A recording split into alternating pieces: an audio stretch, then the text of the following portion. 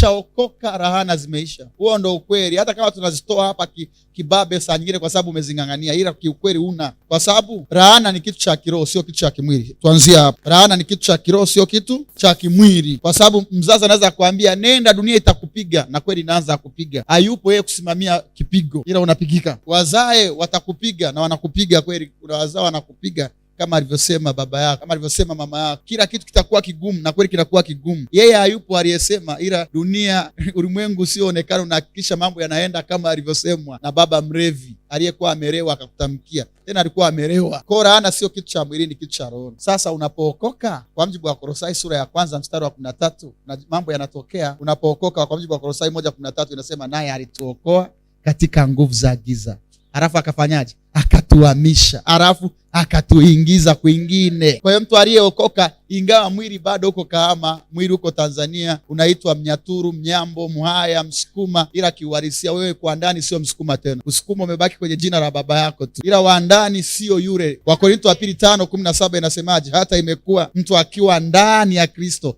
amekuwa kiumbe kipya. Manake nje kasha ni lile lile, ila kilichoko ndani sio kile kile. Sio kaniambia nina rahana za familia. Sisi watu tunaanza vitu vinakufa. Hakuna, ni wewe umeshaamua tu. Geuka. Waraka wa 3 wa Yohana 1:2, penzi naomba ufanikiwe katika mambo yako mangapi? Yote. Na kuwa na nini? Na afya yako. Kama vile kwa mtu aliyefanikiwa kiroho ni mtu aliyeokoka. Mtu yote ambaye hajaokoka roho yake imekufa, ametengwa na uzima wa Mungu. Kwa hiyo mtu akiokoka amefanikiwa kiroho, amekuwa hai tena, na lazima pia uwe na afya, sio mtu wa kuumwaumwa tena. Sasa mbona wewe unaumwaumwa, hela zenyewe una, mafanikio ya kutafuta? Umeokoka wokovu wa wapi? Amua kusimama, huo ndo uhalisia wako.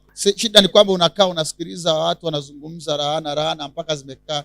Sasa taarifa ulizosikia ndo zimekuathiri, wala sio uhalisia. Ni sawa na tembo aliyekuwa amezoea kufungwa kwenye chuma kizito, kila akijaribu kuondoka kinamrudisha, kila akijaribu kinamrudisha mpaka anaumia shingo, ameshakuwa na vidonda miezi 6 yote, mpaka ameshafikia kwenye akili yake anasema hapa sitawezaga kutoka. Siku ukimbadilisha ukamwekea kiti cha plastiki ukamfungia hapo, athubutu hata kukurukaruka, kwa sababu anajua nani tunajiumiza. Kwa anaturia zake, kumbe ni kiti cha plastiki. Hata ukimfungua ila kamba ukaiacha eneo ambalo wanamfunga, ila imefunguliwa, ataamini bado amefungwa. Ndivyo alivyo warokore wengi. Sasa hakuna rahana juu ya roho yako. Rahana gani inaweza ikaishi na Yesu nyumba moja? Wewe roho wa Mungu na roho za giza zinakaa kwenye hekalu moja. Je, hamjui ya kuwa miili yenu ni hekalu la Roho Mtakatifu? Sasa kama wewe ni hekalu la Roho Mtakatifu na mizimu nayo inakaa wapi? Umo tena. Rahana ya kufa mapema nayo imo tena kwenye huo mwili. Kutozaa nako umo tena.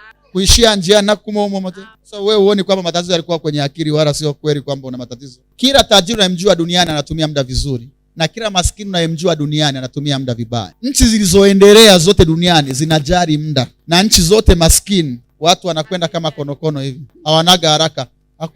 Hakuna matata.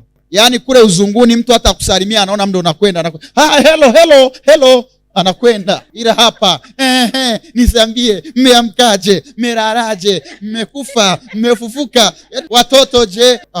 Nusu saa acha kwanza niende kazini mama. Hamna haraka eti. Nakuta ameshaongea na mtu nusu saa nzima. Hiyo ilikuwa ni salamu. Vipi yakianza maongezi yatakuwa masaa mangapi kama hiyo ni salamu tu? Mtu anasema tu nimemaliza kazi vyangu, sina kazi, acha niende kwa mama Simo. Anakaa kwa mama Simo, anakaa wanaongea, wanajadili watu, wanaumbea kila kitu. Kama na masaa sasa acha niwahi nikawapikia watoto wanakaribia kutoka shule. Hapa ameshakaa masaa 4. Huyu mtu atashindwa kuwa maskini kweli? Stari ni maskini, yani ajui atakutumia muda tu. Zawadi kubwa kuliko zote duniani ni muda. Yaani muda ndo kila kitu unachokiona duniani umetumika muda ukifanya kitokee. Hata hili somo limetengenezwa kwa muda. Kukaa chini unanisikiliza ni muda unatumika kuingiza hayo material. Hakuna muda hautaweza. Ningekuwa sina muda wa kufundisha na wewe una muda wa kuja kusikiliza, kusingekuwa na ulichopata. Kwa maana yake muda ndo mama wa kila kitu duniani. Kila kitu ni muda duniani. Muda ndo unaamua kila kitu. Unapanda mbegu, unasubiri baada ya miezi kadhaa unakwenda kuvuna baada ya muda. Muda ndo unaoamua mavuno. Unashika mimba, unakaa, baada ya muda wa miezi 9 unazaa. Muda, sema muda.